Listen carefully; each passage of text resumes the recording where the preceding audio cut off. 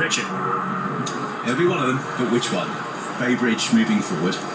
Our kit leader for a supporter, those cornflower sash on the cherry jacket.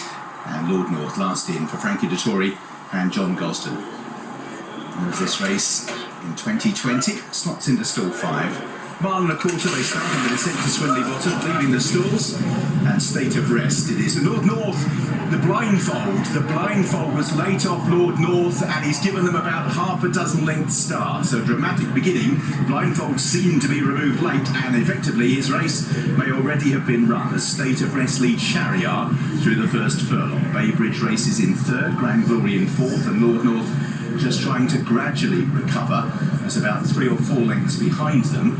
As unpestered, State of Rest, Shariar sitting passively in 2nd place at the moment as they make the turn right at the far end of the racecourse, and having run downhill for the first quarter mile, from now on for the next half they climb steadily, and out in the lead State of Rest has the advantage. Shariar's just been moved off the rails by Christian De Muro, but is still sitting quietly in 2nd place. Racing in 3rd is Baybridge, completing the first quartet is Grand Glory, and last of all is Lord North as they continue to make their way steadily uphill. State of Rest with Shariar just moving a shade closer now, about half a length outside the leader. Baybridge getting a nice toe in 3rd. Grand Glory's been joined by Lord North, who's recovered some of that ground lost at the start, but still as they pass halfway is at the back of the pack. State of Rest, Shane Crosse still rather unpestered. Shariar in 2nd, Baybridge in 3rd, no change in the play as yet. Lord North off this steady pace has been able to close and gets into 4th place with Grand Glory as they make the turn for home. State of Rest with Shariar still breathing down his neck. Baybridge poised to angle out of the home bend as the pace just begins to lift. Lord North is now feeling those exertions of having to make up the ground. Japan poised with Shariar on the outside of State of Rest for Ireland. Baybridge now the moment of truth up in grade. Lord North is still trying valiantly to stay on, but it's State of Rest who has the lead. Shariar beginning to come under pressure as Baybridge down the outside tries to run down State of Rest. A furlong and a half to go in the Prince of Wales is State of Rest still out in front. Baybridge with over a length to find, and State of Rest at the moment is holding Baybridge on the line. State of Rest driven out for Shane Crosse, and a run-up's coming up for Joseph O'Brien. The Prince of Wales is under a peach. In 2nd was Baybridge, close to 3rd. Shariar being closed on by Grand Glory, and Lord North finished where he started at the back of the pack. Left alone by the Japanese runner, was able to climb the hill, fill the tank, and off the final bend had enough to repel Baybridge. State of Rest, it's been a long wait for Joseph O'Brien as a trainer. He rode winners at Royal Ascot. This is his first as a trainer. Shane Crosse is first as well, and he'll ride few better. 3rd place is going to go to Grand Glory just ahead of Shariar, so still the wait goes on for Japan. Royal Ascot doesn't quite appear in the calendar at such a convenient place as some of the other overseas meetings they have managed success at, but State of Rest waited in front, had enough to repel Baybridge. Fine ride, Shane Crosse. That's absolutely right, isn't it? As Ruby said, took control from the front. How good a ride was it, Johnny? Brilliant ride, Ed. He jumped from the front, he went forward, he got no pressure whatsoever all the way around. He only started up in the ante at the three furlong pole. By then he was gone. Brian Moore came out, he angled out, he had every chance, but the speed horse won today, Ed. The speed horse, the horse that's after winning over shorter trips, loads of speed, got them couple of lengths, and Ryan put all as hard as he tried. That's absolutely stolen up on the front end. What a brilliant ride that is from Shane. Fantastic, under maximum pressure, gone out there, taken the race by the scruff of the neck, cantered around on the front. Often when this horse has been asked to go into a battle, he often comes out in front. He's super tough, and isn't that right with Shane? Didn't he miss out on the St. Ledger winner? Didn't he get? He had a time where he was, a little bit unlucky with 1 or 2 Group 1 winners going the other way against the grain, if you like, and then he just sat quiet, kept biding his time. Talk about repaying the boss. Yeah, well, Joseph has got a couple of young, really top-class riders.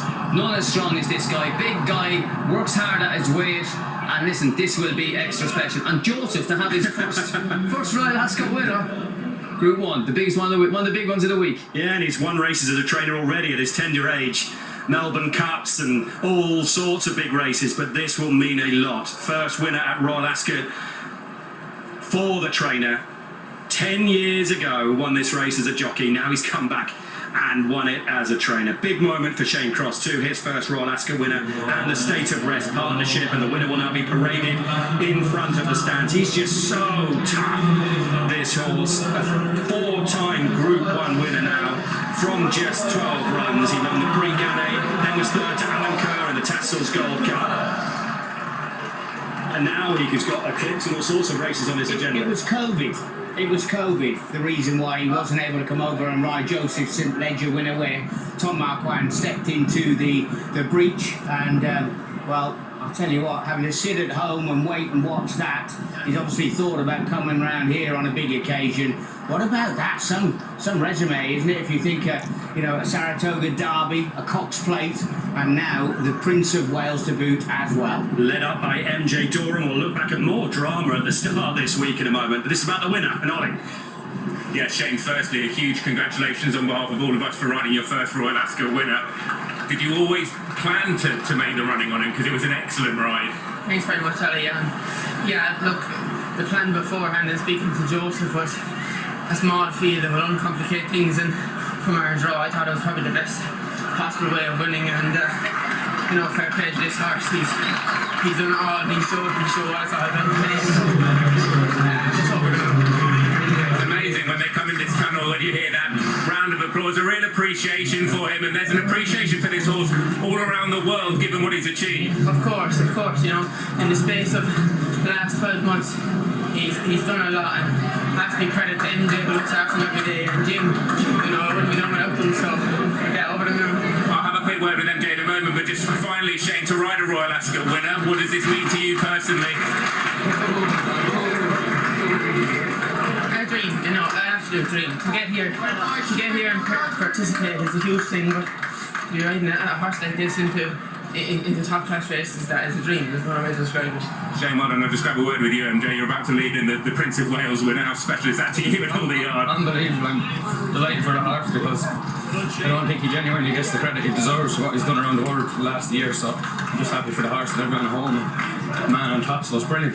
I'll be amazed if he doesn't get the credit after that. Well done. So, thanks. And this is a moment you treasure, isn't it, when you walk in on your first Royal Ascot winner? Unbelievable moment, Ed. You'll never forget it. As I said, top young rider, attached to Joseph O'Brien, works hard his weight, he's big, but he works hard, and it just shows you if you work hard, the results do come, and no bigger than today.